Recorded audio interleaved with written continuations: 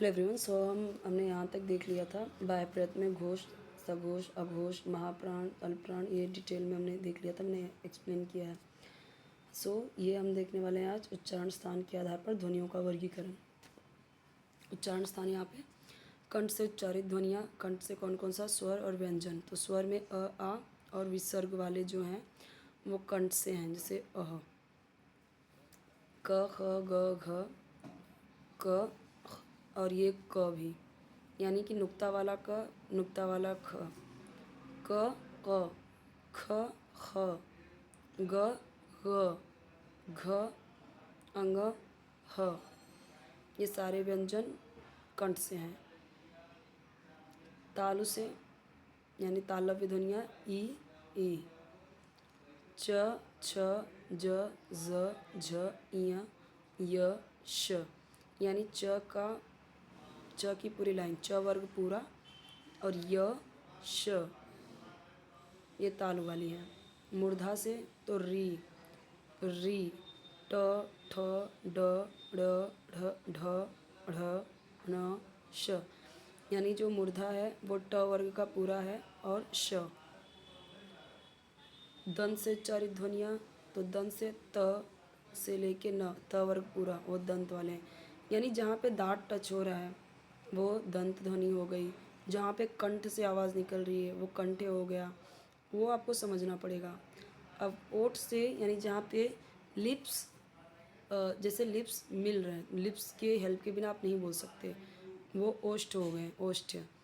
प, फ, प, फ या फ, ब, भ, म, सब में लिप्स हमारे टच हो रहे हैं, बिना उसके हम नहीं बोल सकते, तो ये ओष्ठ वाले हो गए। वोत्स, तो वोत्स वाली कौन से, स, र, ल, न। कंठ और तालु से उच्चारित ध्वनियाँ, तो यानी उसको बोलते हैं कंठ तालव्य, ए, तो कंठ तालव्य क्या है, ए।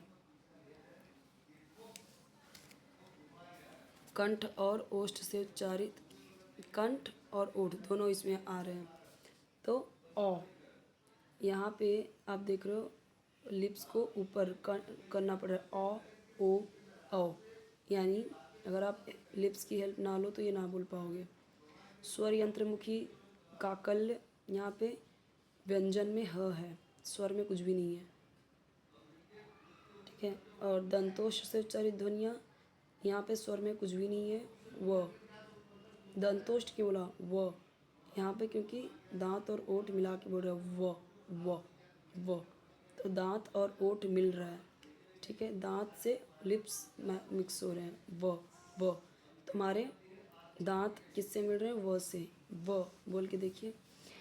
संयुक्त व्यंजन क्ष, त्र, ज्ञ, श्र, ये मूल व्यंजन नहीं है, मिक्स है ये, ठीक है।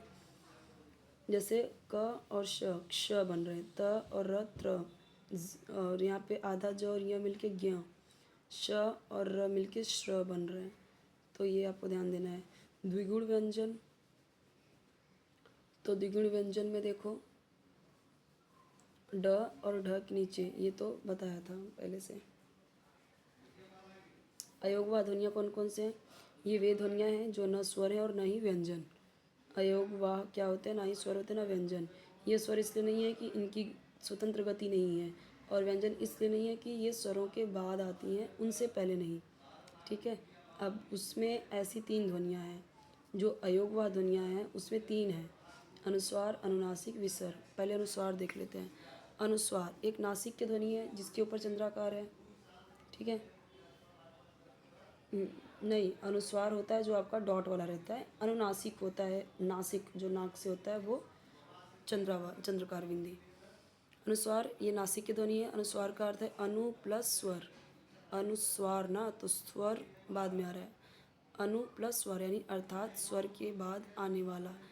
ये नासिक की ध्वनियाँ स्वर के उच्चारण के बाद आती हैं, जैसे स्वर के उच्चारण के बाद आती हैं, जैसे गंगा आदि। अनुस्वार के रूप में वर्गीय व्यंजन के संदर्भ में नियम है कि अनुस्वार अपने से बाद में आने वाले व्यंजन के वर्ग का ही 5वां व्यंजन होगा। देखो जैसे इसमें कैसे है,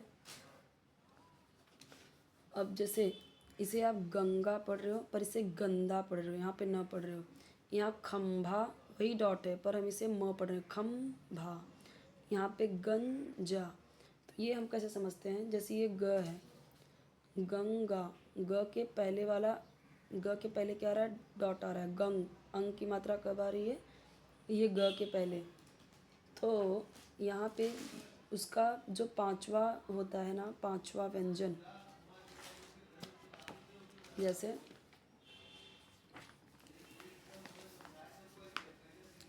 क ख ग घ की लाइन में, क की लाइन में क ख ग घ अंग, च की लाइन में च छ ज ज इ, ठ ठ ड ढ, ठ ठ ड ढ न, ठीक है, च छ ज ज इ, फिर त थ द ध न, फ फ ब भ म।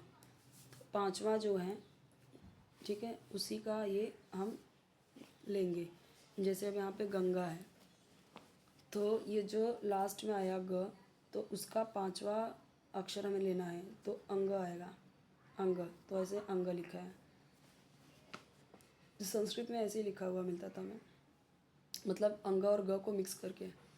फिर उसके बाद खंभा, भ है, तो भ के पहले जो आ रहा है व्यंजन, वो हम पांचवा लेंगे। डॉट जो है, जो अनुस्वार है, वो अनुस्वार हम किसका लेंगे, ये भ की लाइन वाला, यानी म। फिर यहाँ पे गंदा, तो ग के साथ में गंदा, तो अब यहाँ पे समझिए गंदा, तो द का पांचवा क्या होगा, न। फिर यहाँ पे ज आया, ज का पांचवा जो अनुस्वार है, हम क्या लेंगे, इया। तो देखिए यहाँ पे ये पांचवा है ना, जो पांचवा लेटर, उसको ही लेते हैं यहाँ पे। आई होप कि आपको ये समझ रहा हो कि हम यहाँ पे जो डॉट है, इससे गंगा, तो गंगा, ग का व्यंजन हमने लिया अंग, इसलिए गंगा बोला। अब ऐसे ही में से गंगा, गंदा तो नहीं बोल सकते, गंदा तो नहीं बोल सकते, गंदा नहीं, गंदा बोलते ना। तो क्यों गंदा बोला हमने, क्योंकि ये द का व्यंजन लिया हमने, द का व्यंजन क्या, न। और फिर ऐसे ही आपको ये समझना है कि भ के पहले जब आ रहा है डॉट, तो भ का ही यहाँ पे भ की लाइन का हम अनुस्वार पांचवा व्यंजन लेंगे, ठीक है। तो इस तरीके से पढ़ना होता है। अनुनासिक, वह नासिक ध्वनि जो स्वर के साथ जोड़कर बोली जाती है, इसके संकेत के रूप में आ के साथ चंद्र बिंदु तथा ए ओ की मात्रा के साथ बिंदु का प्रयोग किया, जैसे बांस, जोंक आदि। या तो चंद्र बिंदी लगा रहे हैं, या तो हम ये डॉट ऐसे लगा रहे हैं ए ओ की मात्रा के साथ में। विसर्ग क्या है, वही जो अह की मात्रा, वही विसर्ग है, आपने पढ़ा होगा विसर्ग संधि। तो दुख हम ऐसे लिखते हैं, प्रायः, छः, अतः, ठीक है, प्रातः, ये सब हम विसर्ग ध्वनि वाला इस तरीके से होगा, ओके। अब यहाँ एक चीज़ ध्यान में आपको रखना है कि वर्णमाला में अनुस्वार और अनुनासिक ध्वनियों की गणना एक ध्वनि के रूप में ही की जाती है। इस प्रकार अयोगवाह ध्वनियाँ दो ही बचती हैं, कि अनुस्वार और अनुनासिक, इसको हम ना एक ही कैटेगरी में रखते हैं, तो दो ही होता है, एक अनुस्वार अनुनासिक एक हो गया, और विसर्ग दो हो गया। तो ये तीन तो है, लेकिन हम उसको रखते हैं एक ही कैटेगरी में है, अनुनासिक और अनुस्वार को। हिंदी की शब्द व्यवस्था तथा शब्द संपदा, ये हम देखेंगे नेक्स्ट, आपके नेक्स्ट लेक्चर में। और ये आपका NTA UGC NET JRF TET इन सब के लिए हेल्पफुल है, MA BA इन सब के लिए बहुत ही ज़्यादा इंपॉर्टेंट है।